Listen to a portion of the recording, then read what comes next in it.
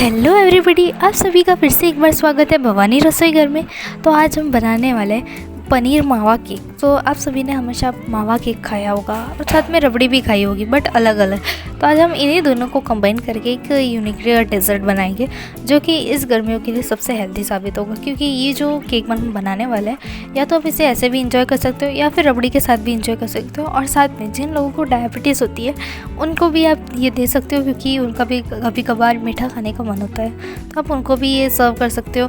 और साथ में इतना स्पॉन्जी केक बनेगा और इतनी टेस्टी रबड़ी बनाएंगे जो कि इतनी यूनिक टेस्ट करेगी, साथ में एक ट्विस्ट के साथ। तो चलिए फटाफट से अपनी रेसिपी स्टार्ट करते हैं। तो सबसे पहले हम बनाने वाले हैं अपना केक। तो केक के लिए मैंने यहाँ पे होममेड पनीर ले लिया, साथ में जो खोया आता है वो ले लिया। अब यहाँ पे एक कटोरे में मैंने दही, साथ में 1 कप मैंने पाउडर शुगर लिए और 1 कटोरे में मैंने काजू बादाम चॉप करके रखे हैं। साथ में मैंने यहाँ पे जो आप बर्तन में देख रहे हो वो एक्चुअली चॉकलेट है, जिसको मैंने दूध डाल के थोड़ी सी पतली सी कंसिस्टेंसी कर रखी है। और साथ में मैंने यहाँ पे जो वीडियो में आपने देखा वो बटर स्कॉच क्रश था, वो यूज़ करने वाले हैं अपनी ट्विस्ट की जगह। तो हम सबसे पहले ये जो खोया है उसको एक मिक्सर ग्राइंडर जार में ट्रांसफ़र करेंगे और अच्छे से थोड़ा सा पीस लेंगे।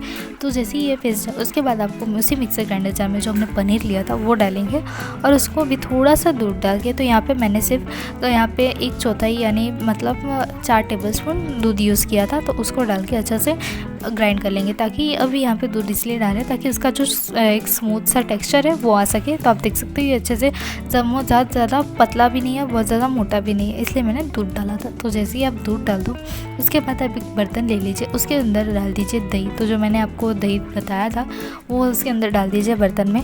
और जो हमने पाउडर शुगर लेके रखी थी 1 कप, वो उसके अंदर डाल दीजिए। तो अब आप यहाँ पे सोच रहे होंगे कि जो पनीर है और खोया है वो कहाँ से आएगा। तो आप जब घी निकालते हो तो उसी का जो पनीर और खोया है वो यूज़ कीजिए, तो ये ज़्यादा बेनिफिट भी करेगा और ख़र्चा भी कम आएगा।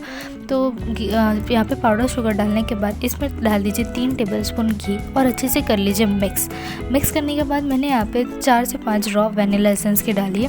वनीला एसेंस डाल के आपको अच्छे से कर लेना है एक बार फिर से मिक्स। तो जब भी आप अच्छे से मिक्स करो तो आपको इस बात का ध्यान रखना है, स्पेशली केक बनाते हो, कि आप अच्छे से एक ही डायरेक्शन में मिक्स करिए ताकि जो भी एयर बबल्स हो वो सारे निकल जाए, कोई भी एयर बबल्स ना रहे, और हमारा जो केक है वो बहुत ही स्पॉन्जी और टेस्टी बने। तो अब जो हमने पनीर अच्छे से मिक्सर ग्राइंडर जार में ग्राइंड करके रखा था वो उसके अंदर डाल देंगे। तो यहाँ पे मैं सिर्फ थोड़ा सा पनीर का यूज़ कर रही हूँ, जो थोड़ा सा बाकी का पनीर और खोया है वो उसको हम आगे रबड़ी में यूज़ करने वाले हैं। तो ये भी हमारा एक अच्छा सा फ्लेवर देने वाला है। तो यहाँ पे मैंने थोड़ा थोड़ा मतलब 50-50, यहाँ पे 50 और वहाँ पे 50 करके दोनों में अच्छे से इक्वली रख दिया था और अच्छे से कर लेना है आपको मिक्स। तो आप मिक्स करने के बाद बारी आती है जो हमने चॉकलेट रेडी करके रखी थी वो इसके अंदर डाली है। तो यहाँ पे जो मेरी चॉकलेट थी वो डार्क कंपाउंड थी। तो अब यहाँ पे ज़रूरी बात कि अगर आपको जो चॉकलेट है वो यूज़ ना करनी हो तो यहाँ पे आप डेयरी मिल्क का भी यूज़ कर सकते हो डार्क कंपाउंड की जगह। और अगर आपको यहाँ पे चॉकलेट यूज़ ही ना करनी हो तो आप इसे स्किप भी कर सकते हो, ये ऑप्शनल है। तो जैसे ही आप चॉकलेट डाल दो उसके बाद आपको फिर से एक बार अच्छे से एक ही डायरेक्शन में मिक्स करते रहना है। तो आपको मैं इसलिए एक ही डायरेक्शन में मिक्स करना ये बार बार बता रही हूँ ताकि आप कोई मिस्टेक ना करो और जो आपका केक है जो जैसा मैंने वीडियो में बताया था वैसा ही बने। तो अब हम इसमें डालेंगे 2 टेबलस्पून बटर स्कॉच क्रश। तो यहाँ पे जो बटर स्कॉच क्रश है वो भी ऑप्शनल है, आप चाहो तो यूज़ कर सकते हो या फिर स्किप भी कर सकते हो। बट यहाँ पे जो चॉकलेट और बटर स्कॉच का फ्लेवर है वो दोनों को मिलके अच्छे से एक बहुत अच्छा सा यूनिक फ्लेवर देता है, बहुत अच्छा टेस्ट करता है। तो एक बार आप यूज़ करके ज़रूर देखिए, वरना अगर आपके पास नहीं हो तो आप नॉर्मली स्किप भी कर सकते हो। बट ये एक्चुअली बहुत अच्छा टेस्ट करता है। आप ये मत बोलना कि ये कैसा लगेगा, बट ये अच्छा लगता है। अब जैसे आप बटर स्कॉच क्रश करके डाल के मिक्स कर लो, उसके बाद मैंने एक कटोरे में वहाँ पे मैदा ले लिया था, उसको डाल दीजिए उसके अंदर और धीरे धीरे मिक्स करते जाइए। ध्यान रखिए कि इसमें कोई लम्स ना हो।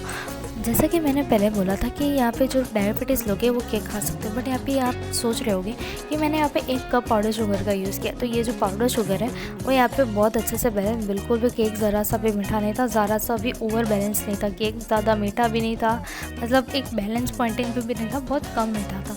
तो ऐसे भी वो अच्छा लग रहा था। तो अब यहाँ पे जो मेरी बैटर की कंसिस्टेंसी है उसको परफेक्ट करने के लिए मैंने यहाँ पे थोड़ा सा दूध डाला है। तो यहाँ पे तकरीबन 3 टेबलस्पून दूध डाला है। और अब यहाँ पे जब आप बैटर मिक्स करो मैदा डालने के बाद, तो अब आपको कट एंड फोल्ड मेथड की यूज़ से बैटर हमेशा मिक्स करना है ताकि जो भी बबल्स है वो यहाँ पे ना आए। आप विस्कर की जगह कट एंड फोल्ड मेथड के यूज़ कीजिए, ये बहुत अच्छे से मिक्स होता है। तो अब जैसे ही अब दूध डाल के मैंने इसको परफेक्ट कंसिस्टेंसी बना ली, उसके बाद मैंने इसके अंदर डाला काजू बादाम जो हमने चॉप करके रखे थे और अच्छे से कर लिया मिक्स। तो अब यहाँ पे मैं आधा सैशे इनो का डाल रही हूँ। तो मैंने इसमें से जो पिंच ऑफ इनो था वो मैंने अपने जो केक अपम मेकर में बनाया था उसमें यूज़ किया था। तो आप उसका वीडियो देख सकते हो, ये भी बहुत झटपट बन जाने वाला केक था। आप उसका वीडियो एक बार ज़रूर देखा, उसकी लिंक मैं डिस्क्रिप्शन बॉक्स में दे दूँगी। तो यहाँ पे मैंने उस इनो में थोड़ा सा दूध डाल के उसको एक्टिवेट कर दिया था और अच्छे से कट एंड फोल्ड मेथड की हेल्प से उसको अच्छे से कर लिया था मिक्स।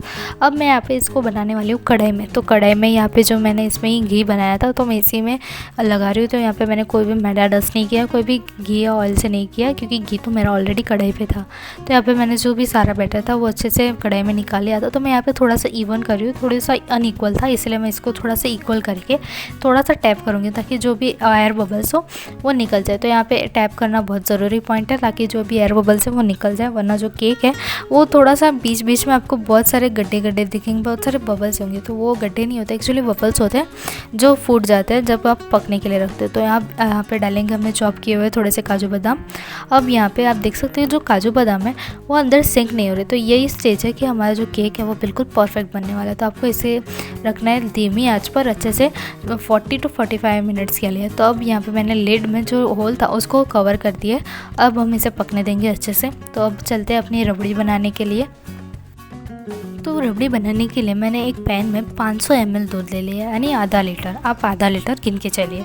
तो अब इस दूध को हमें अच्छे से होने देना है गर्म, फिर उसको उबाल आने दें। तो जैसे ही गर्म हो जाता है उसके बाद हमने जो पनीर और खोया बचा के रखा था उसको हम उसमें थोड़ा सी अलग से कटोरे में घुलाने वाले। तो यहाँ पे देख सकते हो जो मेरा दूध है वो थोड़ा सा गर्म हो चुका है, मतलब अच्छे से गर्म हो चुका है। तो हम अब थोड़ा थोड़ा दूध, एक जो पनीर मैंने है ना बाउल में निकाल के रखा है तो उसमें थोड़ा सा दूध डालेंगे और उसको अच्छे से घोल लेंगे। तो यहाँ पे ये मैं इसलिए कर रही हूँ ताकि जो पनीर की और जो खोया की गुठलियाँ हैं वो इसमें ना आए। तो मतलब ऐसा ना हो कि उसकी गुठलियाँ ही रह जाए और अच्छे से रबड़ी में मिक्स ना हो। तो इसलिए मैंने इस प्रोसेस का यूज़ किया है। तो आप भी ऐसे करो तो गुठलियाँ नहीं रहेंगी।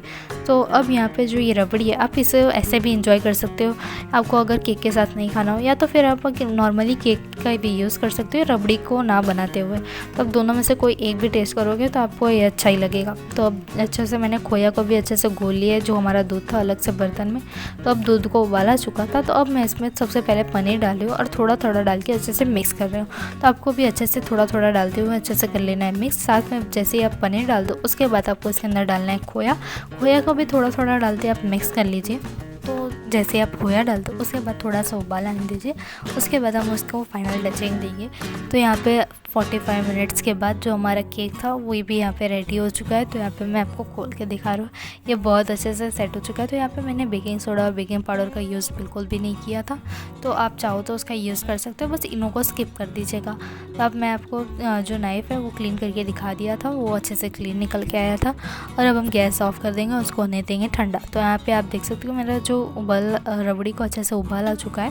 अब हम उसमें थोड़ी सी 2 से 3 ड्रॉप वनीला एसेंस डालेंगे और अच्छे से कर लेंगे मिक्स। साथ में थोड़े से काजू बादाम भी उसके अंदर डाल दीजिएगा। तो जैसे ही आप मिक्स कर लो उसके बाद मैं इसमें डाल रही हूँ पाउडर शुगर। तो यहाँ पे सिर्फ 4 टेबलस्पून है पाउडर शुगर थी। पाउडर शुगर डालने के बाद आपको उसको अच्छे से कर लेना है एक बार फिर से मिक्स। तो यहाँ पे पाउडर शुगर की, जैसा कि पहले भी बोला और अभी भी बोल रही हूँ कि पाउडर शुगर की क्वांटिटी बहुत कम है, आपको देखने में लग रही होगी, बट ये बिल्कुल भी मीठा नहीं था। तो अब मैं इसमें डाल रही हूँ 3 चम्मच फिर से बटर स्कॉच क्रश। तो आप सोच रहे होगे कि इसमें रबड़ी में बटर स्कॉच क्रश का थोड़ा वियर्ड सा कॉम्बिनेशन है, बट ये वियर्ड नहीं है, थोड़ा सा यूनिक टेस्ट है और अच्छा सा टेस्ट करता है। अब एक बार इसे ट्राई करके देखिएगा।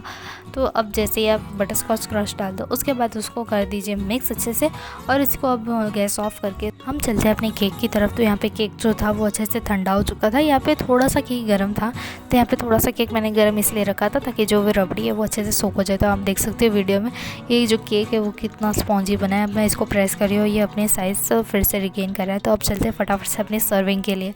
तो यहाँ पे केक अच्छे से बहुत अच्छा लग रहा है। जो हमारे काजू बादाम थे वो भी अच्छे से सिंक नहीं हुए। तो अब मैं एक नाइफ़ की हेल्प से उसमें थोड़ा सा होल कर रही हूँ ताकि जो थोड़ी सी रबड़ी है वो अंदर चली जाए। ये तो स्पॉन्जी है, फिर भी मैंने थोड़े से होल किए थे ताकि आप उसमें जो रबड़ी है वो चली जाए। तो अब जब चाकू नाइफ़ मार रही थी तो अभी आप देख सकते हो कि जो केक था वो कितना स्पॉन्जी था। तो अब हम यहाँ पे डालेंगे रबड़ी। तो यहाँ पे आपको रबड़ी है ना थोड़ी सी गर्म भी रखनी है ताकि जो केक में है वो सोक कर जाए और केक भी थोड़ा सा गर्म है। बट आप जब आगे सर्विंग करो, जब आप खाओ तो अब आपको उसका फ्रिज में ठंडा करना है, ताकि वो तब है ना थोड़ी सी गाढ़ी हो जाएगी, तभी आपको खाने में मज़ा आएगी। इस गर्मियों के लिए आप ऐसा ट्राई कीजिएगा। तो अब यहाँ पे मैंने डाल दिया रबड़ी अच्छे से। तो यहाँ पे जो केक है ना उसमें बहुत अच्छे से रबड़ी सोख कर ली थी। और एक बार कि यहाँ पे केक में ना ज़रा सी भी जाली नहीं थी। तो ये जाली इसलिए नहीं थी क्योंकि इसमें है ना पनीर और मावा का यूज़ होता, तो इसलिए यहाँ पे जो जाली है वो नहीं बन पाई थी। बट ये केक सॉफ्ट था, टेस्टी भी था। और साथ में यहाँ पे मैंने जो पहले बताया कि यहाँ पे डायबिटीज़ लोग खा सकते हैं, तो यहाँ पे जो पाउडर शुगर की क्वांटिटी वो भी कम थी। और जो केक और रबड़ी में था जो मिल्क है वो भी उतना मीठा नहीं लग रहा था, सब बैलेंस था। तो अब मैं यहाँ पे कट करके दिखा रहा था। तो अभी आप देख सकते हो कि ये बहुत स्पॉन्जी बना है। जो हमारी रबड़ी है वो अंदर तक जा चुकी है, बहुत स्पॉन्जी तरीके से बना है। ये हमारा परफेक्ट साइन है, हमारा केक बहुत अच्छा सा टेस्टी बना है। तो आप इस बार इसको टेस्ट करके ज़रूर देखिएगा। तो अब मैं यहाँ पे जो रबड़ी है वो थोड़ी सी ठंडी कर ली थी फ्रिज में रख के। तो यहाँ पे देख सकते हो वो थोड़ी सी गाढ़ी हो चुकी है। तो अब अच्छे से ज़्यादा ठंडी करोगे तो वो और गाढ़ी हो जाएगी। तो मैंने इसको चोको चिप से गार्निश कर दिया था। तो अगर आपको ये रेसिपी कैसी लगी, एंड तक देखिए वो वीडियो, तो कमेंट करना ना भूलें। और हाँ, इस रेसिपी को एक बार ट्राई ज़रूर कीजिएगा, बहुत टेस्टी लगेगा। अगर आपको मीठा खाना हो तो आप पाउडर शुगर की क्वांटिटी है वो ज़्यादा बढ़ा सकते हो। तो अगर आपको हमारी रेसिपी पसंद आई हो तो लाइक शेयर सब्सक्राइब करना ना भूलें। And thanks for watching.